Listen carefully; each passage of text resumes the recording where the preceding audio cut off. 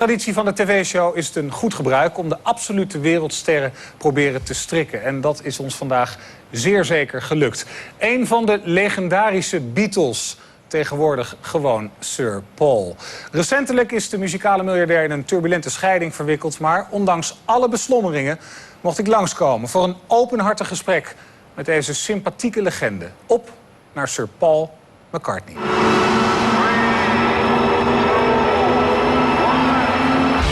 Sir James Paul McCartney. Samen met John Lennon ontegenzeggelijk dé drijvende kracht achter het succes van de Beatles. Maar anno 2006 trekt Paul McCartney nog steeds een miljoenenpubliek. Toch staat dit jaar voor Paul in het teken van de bittere echtscheiding met zijn tweede vrouw Heather Mills. Begin deze week komt het nieuws naar buiten dat de ex-Beatle ermee heeft ingestemd een bedrag van 178 miljoen euro neer te leggen om van alle kommer en kwel verlost te zijn. De echtscheiding van het jaar. Iets waar ik absoluut niet over mag beginnen als ik hem spreek. Ja, en dan zit je dan in het hotel in Londen bij misschien wel de grootste poplegende die er ooit bestaan heeft. Sir Paul McCartney. And actually it's the first time that I'm talking to a knight. How should I call you?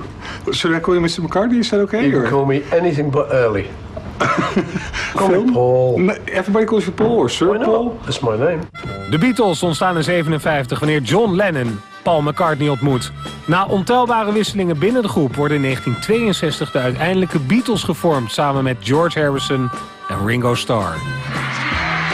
De eerste succesjaren worden gekenmerkt door een ware massahysterie, door de Britse pers zeer toepasselijk Beatlemania genoemd. John, George, Ringo en Paul maken samen legendarische nummers zoals A Hard Day's Night, Yesterday, Let It Be en Hey Jude. Een historisch repertoire. Nadat de Beatles in 1970 uit elkaar gaan, richt Paul McCartney zich op een solo-carrière. Samen met zijn vrouw, fotografe Linda McCartney, creëert hij de band Wings.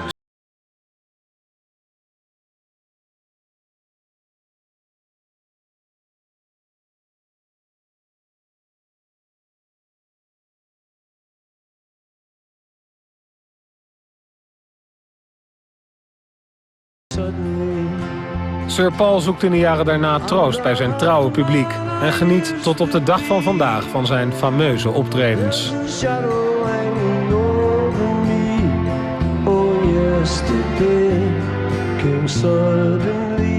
I actually thought this guy is having fun on stage. I do. Yeah? Yeah. To me, it's not like work. You know, we always say you play music. So people say, you work hard. I say, no, I play hard. And I'm lucky I've reached a position in life where I can do that for a living. And people still want to come and see me, so... Even the big stars, you know, like the Jamiroquai and Tony Bennett and Mr. Clinton. He's an American icon. He means something to us, and we feel like that we have at least a small claim on him. I was in the Staples Center in Los Angeles when he sang, and it was amazing. The whole generation of young people, virtually everybody in the audience was much younger than me, and they were just as into it as I was. It's amazing, you know, because say, you know, when you're growing up, you don't expect to meet the President of America. But when I became one of the Beatles, you know, you start then to meet prime ministers, presidents, or ambassadors, or famous people, or famous stars. You meet Hollywood stars and things, you know. So it depends. I've never got blasé. I still love it, you know. I go, wow, Bill Clinton. Yeah, I can imagine. Yeah. I don't go, Bill Clinton, you know.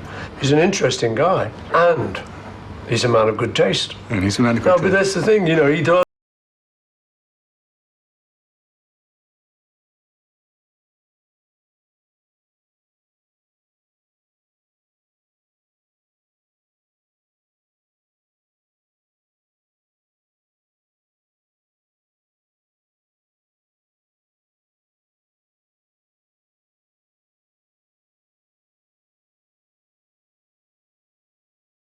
Do you think back at it at that period in third person about Paul McCartney? I mean, it's a long time ago. It was immense. Yeah. No, I think of it as me.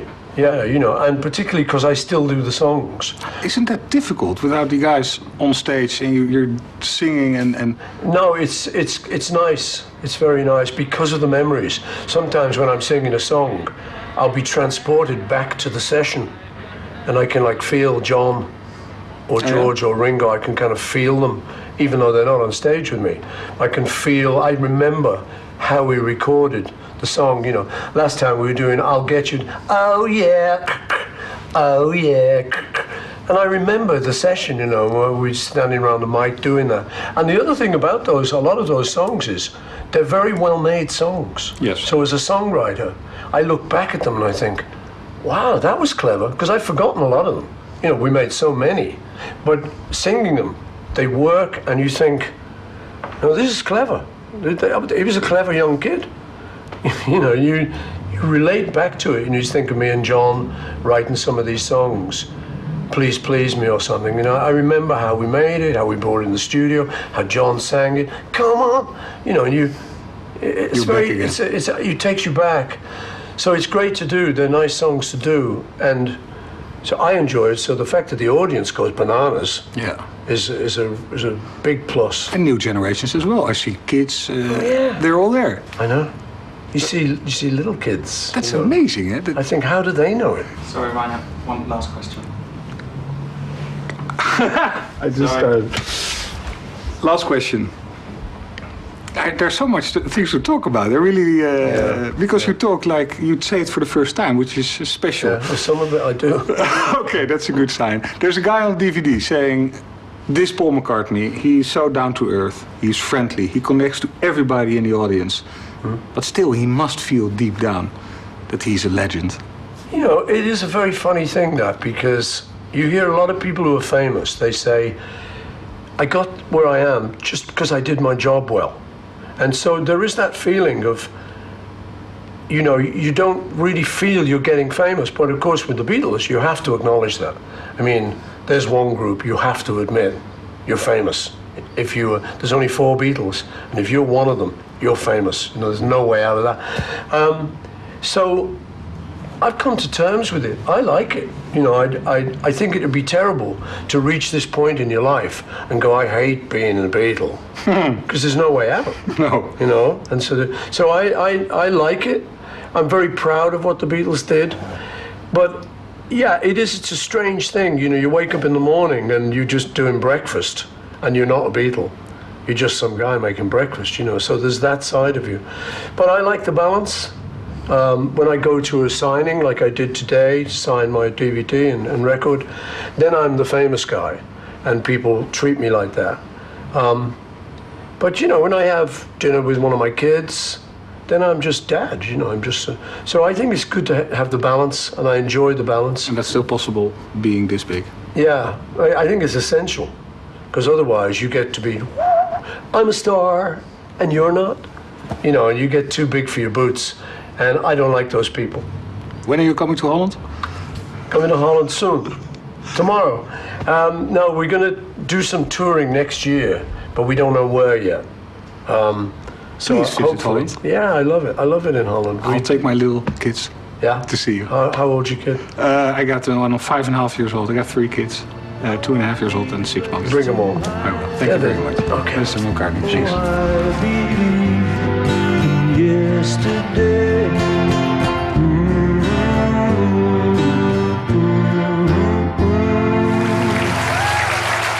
Het zit erop.